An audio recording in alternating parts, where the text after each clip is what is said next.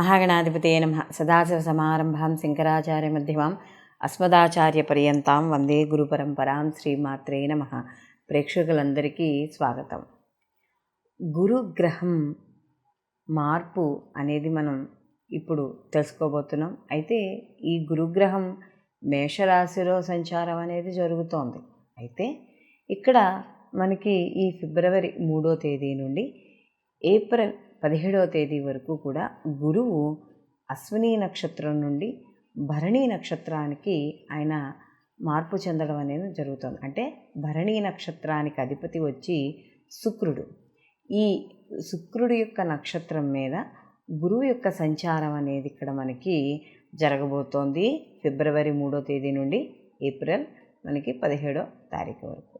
అయితే మరి ఇక్కడ కానీ మనం చూసుకున్నప్పుడు గురువు శుభగ్రహమే, అలాగే ఇక్కడ మనకు శుక్రుడు కూడా శుభగ్రహమే. రెండు మనకి గురుగ్రహాలకు సంబంధించినవి. అయితే గురువు మనకి ఇక్కడ గురువుని మనం గురుబలం ప్రతిదానికి కూడా గురుబలం చాలా అవసరం అని చెప్తాం. అలాగే ఇక్కడ శుక్రుడు కూడా మనకి బలంగా ఉంటే ఏవైతే మనకి కంఫర్ట్లు ఉంటాయో ఆ కంఫర్ట్ అంతా కూడా రావడం అనేది జరుగుతుంది. అయితే ఇక్కడ ఒకళ్ళ దేవగురువు అయితే ఇంకొకళ్ళు రాక్షస గురువు. అయితే ఇక్కడ రెండు కూడా రాక్షస గురువైనా కూడా ఇక్కడ కూడా రెండు గ్రహాలు కూడా మనకి చాలా పవర్ఫుల్ అని చెప్పవచ్చు. కారణం మనకు చూడండి, ఈ గురు మౌఢ్యమి శుక్ర మౌఢ్యమి అని చెప్తాం. ఈ మౌఢ్యములు వచ్చినప్పుడు వివాహాది శుభ కార్యక్రమాలు ఏది చెయ్యం. అంటే మనకి ప్రత్యేకంగా ముహూర్తాలు పెట్టుకునే కార్యక్రమాలు కూడా ఏమి చేయరు. ఎందుకంటే మనం ఏ కార్యక్రమం మొదలుపెట్టినా కూడా ఆ కార్యక్రమానికి గురుబలము అలాగే శుక్రుడి యొక్క బలము రెండు కూడా చూసుకుంటాం. అంటే శుక్రుడు కూడా అనుకూలంగా ఉన్నాడా లేదా అని.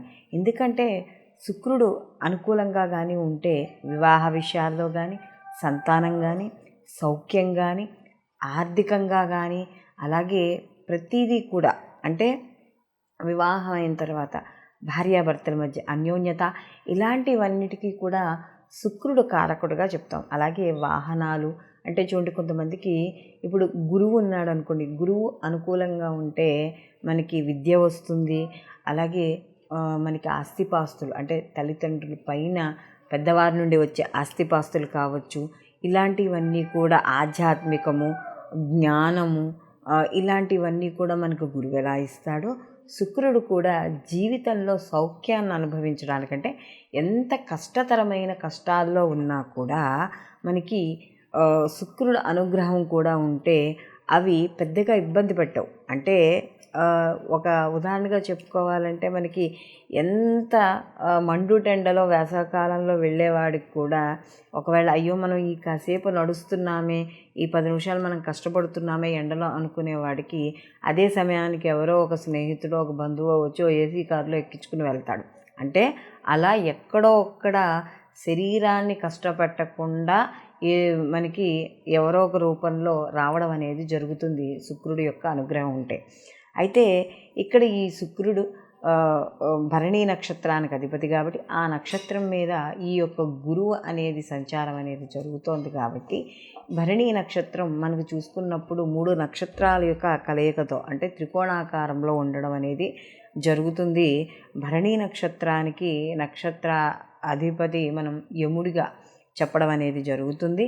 అలాగే ఇక్కడ మనకి వచ్చేటప్పటికి మధ్యనాడి, అలాగే శుక్రుడికి సంబంధించిన భరణీ నక్షత్రానికి సంబంధించినప్పుడు కూడా మనం స్త్రీలింగంగా చెప్పడం అనేది జరుగుతుంది. కాబట్టి ఇవి సహజంగా బేసిక్ కారకత్వాలుగా నక్షత్రాల గురించి మనం చెప్పుకునేటప్పుడు ఇలా వివరంగా చెప్పుకుంటాం. అయితే ఇప్పుడు ఈ గురువు ఈ శుక్ర నక్షత్రానికి సంబంధించిన దాంట్లో సంచారం చేయడం వల్ల అసలు ఎటువంటి ఫలితాలు ఉంటాయి ఈ యొక్క ద్వాదశ రాశుల వారికి అనే విషయాన్ని తెలుసుకుందాం. మేషరాశిలోకి అశ్విని 1, 2, 3, 4 పాదాలు, భరణి 1, 2, 3, 4 పాదాలు, కృత్తిక 1వ పాదము మనకి మేషరాశిలోకి రావడం అనేది జరుగుతుంది. అయితే ఈ మేషరాశి వారిలో ఇక్కడ జన్మలో గురు యొక్క సంచారం అనేది నడుస్తోంది.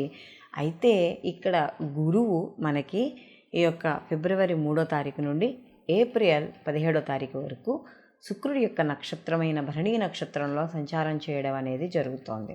అయితే ఇక్కడ శుక్రుడు వీళ్ళకి ద్వితీయ సప్తమాధిపతి.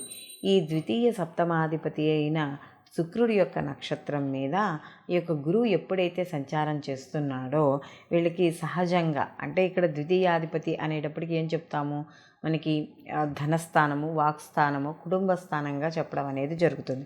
కాబట్టి ధనపరంగా, కుటుంబపరంగా వృద్ధి అనేది ఉంటుంది. కుటుంబ పరంగా ఏవైనా చిన్న చిన్న మనస్పర్ధలు కావచ్చు, లేకపోతే ఏవైనా చికాకులు, ఇబ్బందులు లాంటివి ఏవైనా ఉంటే అవి తగ్గుముఖం పట్టడం అనేది ఖచ్చితంగా ఉంటుంది.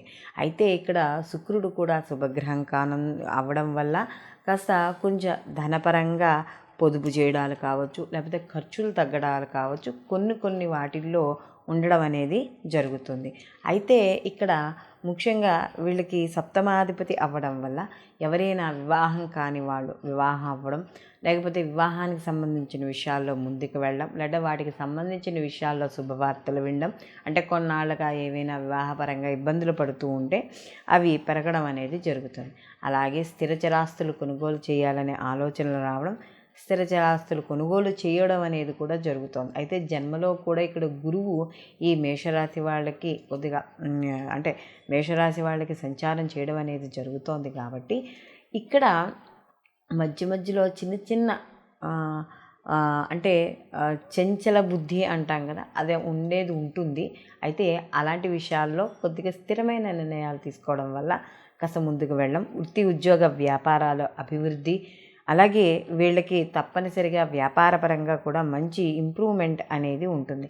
అయితే ఇక్కడ కొంత ఆరోగ్య విషయాల్లో ఖర్చులు అనేవి కొద్దిగా ఉంటాయి. కాబట్టి అలాంటి విషయాల్లో కొద్దిగా జాగ్రత్త వహించుకుంటే ఇక్కడ ఈ మేషరాశి వాళ్ళకి ఈ గురువు భరణి నక్షత్రంలో సంచరిస్తున్నప్పుడు మాత్రం ఎక్కువగా శుభ ఫలితాలే ఉండడం అనేది జరుగుతుంది. అయితే ఇక్కడ కొంతమందికి ఆరోగ్యపరమైన ఇబ్బందులు లేకపోతే అలాంటివి ఉన్నాయి. కాబట్టి కొంచెం అంటే ఖర్చులు కూడా కాస్త కనబడుతున్నాయి. హాస్పిటలైజేషన్ కావచ్చు, లేకపోతే తరచూ డాక్టర్ని సంప్రదిస్తూ ఉండడం, ఇలాంటివి ఉంటూ ఉంటాయి. కాబట్టి దీని కొరకై మీరు యొక్క శుక్రగ్రహానికి సంబంధించిన శ్లోకాలు చదువుకోవడం, లేదా అమ్మవారి యొక్క ఆరాధన, తెల్లటి పూలతో అమ్మవారి యొక్క ఆరాధన చేసుకోవడం, మరియు వీళ్ళు మనకి బొబ్బర్లు ఉంటాయి కదా, మనకి ఆ బొబ్బర్లని నానబెట్టి గోవుకి తినిపించడం, ఇలాంటివి చేయడం ద్వారా మరిన్ని మంచి ఫలితాలు పొందడం అనేది జరుగుతుంది. అయితే ఇప్పుడు మనం ఈ యొక్క గురువు శుక్రుడి యొక్క నక్షత్రం మీద సంచారం చేయడం వల్ల ఎటువంటి ఫలితాలు కలుగుతాయి అనేది మనం తెలుసుకున్నాం. అయితే ఇది కేవలం గోచార ప్రకారము ఆ యొక్క సమయంలో ఏదైతే నిడివి ఉందో ఈ సమయం అంటే మనకి ఈ 72 రోజులు ఏదైతే సమయం ఉందో ఆ సమయంలో ఈయన సంచరించేటప్పుడు వచ్చే ఫలితాలు. అయితే మనం ప్రతిసారి చెప్పుకునేదే, ఇక్కడ ఒకవేళ వ్యక్తిగత జాతకంలో కూడా వీళ్ళకి గురువు అనుగ్రహము లేదా శుక్రుడి యొక్క బలము, ఈ యొక్క గురువు కూడా శుక్రుడి యొక్క నక్షత్రం మీద ఇదే సమయంలో వాళ్ళ జన్మ జాతకంలో కానీ ఉన్నట్టు అయితే వాళ్ళకి ఇంకా మరిన్ని మంచి ఫలితాలు పొందడం అనేది జరుగుతుంది.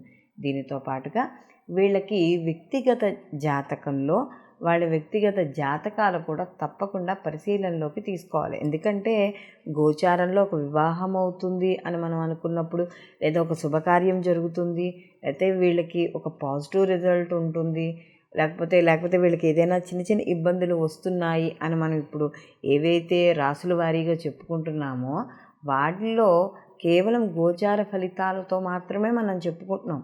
వ్యక్తిగత జాతకాలు చెప్పుకోవడం లేదు. పూర్తిగా క్లారిటీ రావాలి అనుకుంటే మాత్రం తప్పనిసరిగా మనం వ్యక్తిగత జాతకాలనే పరిశీలనలోకి తీసుకోవాలి.